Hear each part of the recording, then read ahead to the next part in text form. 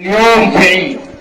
اولا الاحتفالية ديت كانت المفروض يوم 25 يناير، ونظرا لوجود اجازة نصف العام دعونا نحتفل اليوم بعيد الشرطة 25 يناير.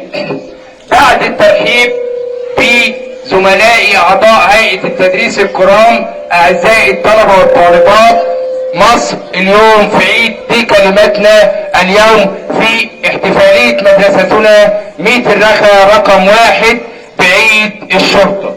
عيد الشرطة اعزائي الطلبة والطالبات هو من اعز الاعياد القومية في تاريخ مصرنا الحبيب.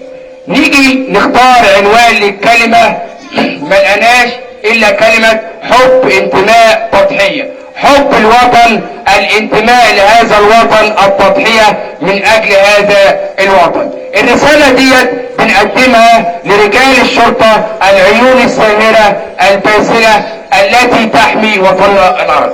نيجي نفتح قصة هذا اليوم بالذات. لماذا الاحتفال يوم 25 يناير من كل عام بهذا اليوم؟ سوف اخذكم في كتاب تاريخنا في صفحة الشرطة القومية المصرية لتعرف ماذا او قيمة هذا اليوم. في صباح يوم 25 يناير عام 1952 كان هناك الاحتلال البريطاني على مصر.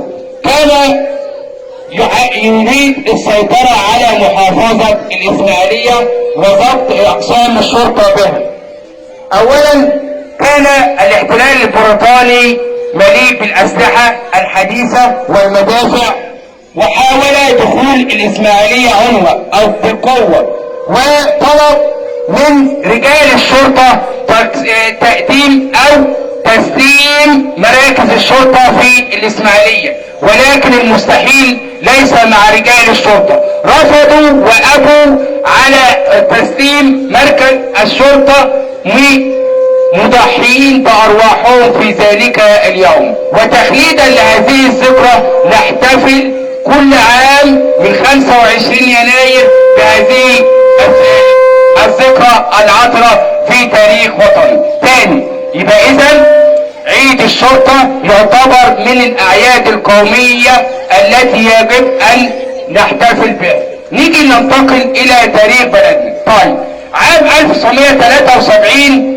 ضربت الشرطة المصرية الباسلة مثالا إلى التضحية، وقاموا بحماية الجبهة الداخلية في مصر عندما كان الجيش المصري يحمي الجبهة الخارجية. فتحية إجلال وتعظيم لأرواح الشرطة العطرة. ونقوم الآن بعزف النشيد الوطني ووقوف دقيقة حداد على أرواح شهدائنا، شهداء الوطن، شهداء. كملي من الآن ماشي وأنا أبدأ.